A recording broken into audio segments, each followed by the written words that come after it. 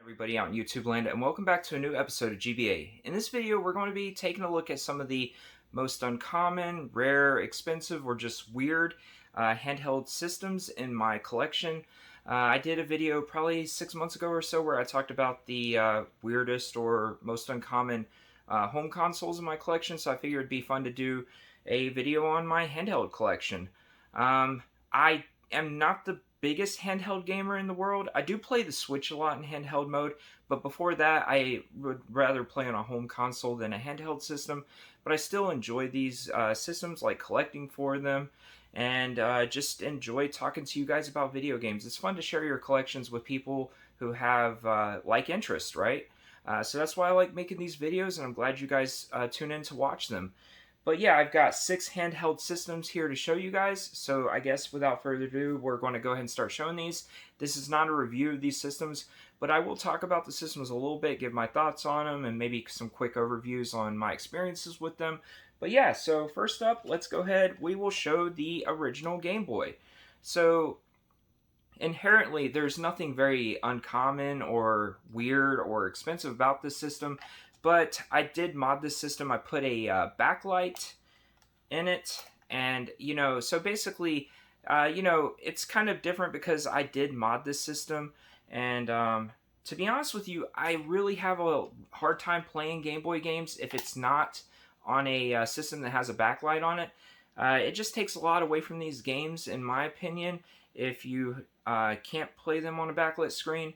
It's really hard to see what's going on if you just try to play these in their original state, I guess you could say. But yeah, so these don't go for a heck of a lot of money when they're modded, but they do go for a bit more than just your standard Game Boy, and I'm glad that I did this.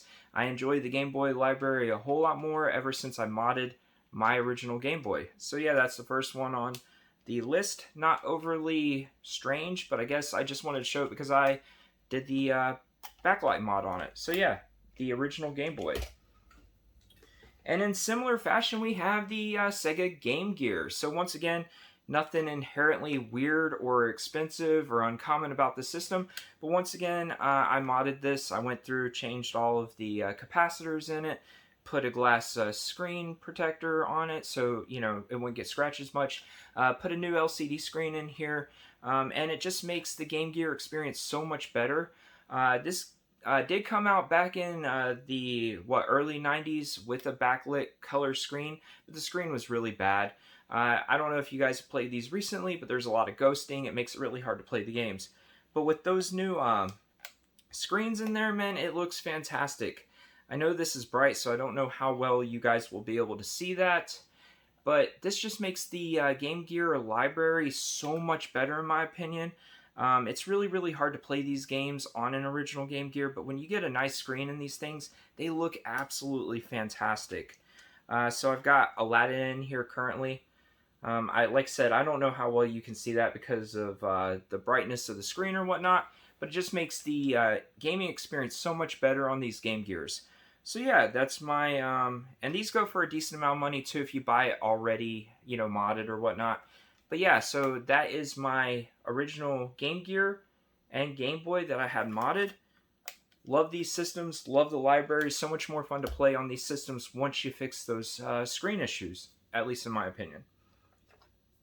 Alright, so next up, a system that you don't see out in the wild too much, we have our NeoGeo Pocket Color. So yeah, I absolutely love this system. I do wish that the screen was better on this. It's kind of hard to play the games unless you're in direct sunlight. The one thing I love about this system is the controls. The analog joystick has that clicky nature to it that you expect from Neo Geo and, arcade joysticks or whatnot. Pretty simple button layout, The games are a lot of fun.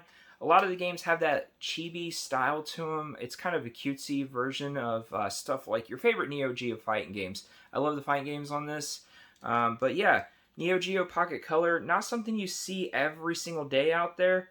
And it's definitely getting a little bit more expensive as the years go by. It's a good form factor, feels good in your hands, love the controls, and I enjoy the Neo Geo games on this handheld, especially some of the fighting games. All right, so moving right along. So this system's getting a little bit harder to find, especially working. We have the Atari Lynx, and this is the second model of the Atari Lynx. The first model of the Atari Lynx looks absolutely hideous in my opinion, so I knew I definitely wanted to get the second version of it, I guess you could say. The Atari Lynx, the games are fun. This screen is not very good too. I would love to get this modded. I've never modded an Atari Lynx, so it's something in the future that I might try to do or send it off for somebody else to do. But the Atari Lynx, one of the things that sets this apart from a lot of systems is you could play this in portrait mode, which was really fun for some of the arcade games that came out and stuff like that. But another thing that was really neat is this is a left-handed or right-handed system. You could basically flip it. They have the buttons on the top and the bottom, so you could play it either way. So you could have your D-pad on the right side of the system or your standard left side of the system. But yeah, definitely a cool system. A lot of really fun games on this. The library is getting a little bit more expensive as we go along. But like I said, this is definitely one that I would like to mod. Just haven't gotten up the courage to do it yet. But this handheld feels good in your hands. It's got really good controls. I don't know. I really like the Lynx. And it's a fun system to collect for.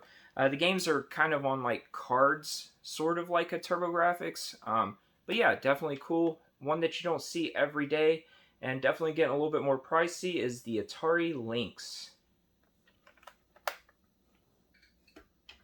Alright, so moving right along, we have a very interesting handheld and one of my favorites in the collection.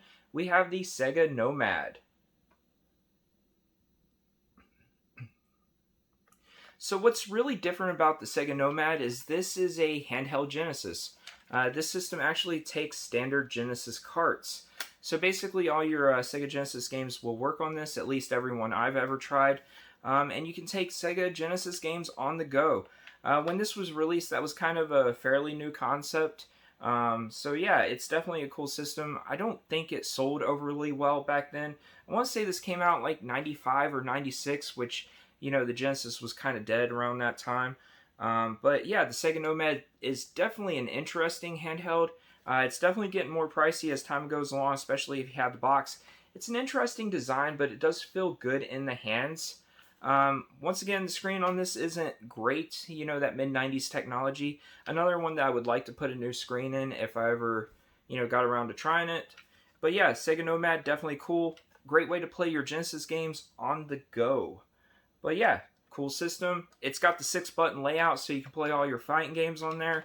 Like I said, this one feels good on in your hands too. It's a little bit bulky, but as long as you don't have like super tiny hands, I guess that's okay. But yeah, Sega Nomad, definitely getting a little bit up there in price, and one that you don't see all the time. Alright, so last up on my list is one of my favorite handhelds that I have in my collection. I currently have the TV tuner on there. Don't know why, because you can't use it anymore.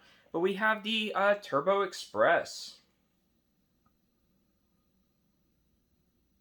So yeah, the Turbo Express is definitely something you don't see all the time, and when you do see them, they're definitely getting pretty pricey. But like the Nomad, the Turbo Express here plays TurboGrafx cards. So yeah, you can basically play your TurboGrafx library on the go, which is cool. I guess that concept was really taken off at that point in time. It's got standard layout like a typical TurboGrafx 16. It has your turbo buttons on there, and it's a great way to play TurboGrafx games. Once again, the screen's not the best. I have seen people modding these, which is something that I would like to do eventually. But, you know, there's something to be said about keeping these systems original as well. But yeah, if you know anything about the collecting scene, these are not getting any cheaper, that's for sure. But, you know, the TurboGrafx in general is getting kind of expensive. But yeah, this is a great way to play TurboGrafx 16 games if you guys have one of these, or if you're looking for a way to play those on the go. But yeah, the last system in this video is the Turbo Express. So yeah, guys, that is basically 6 of the more uncommon, expensive, weird, however you want to call it. Those are the handhelds that I put in those categories in my collection. I would love to hear you guys in the comments if you guys have any of these systems. If you do, which one was your favorite out of this?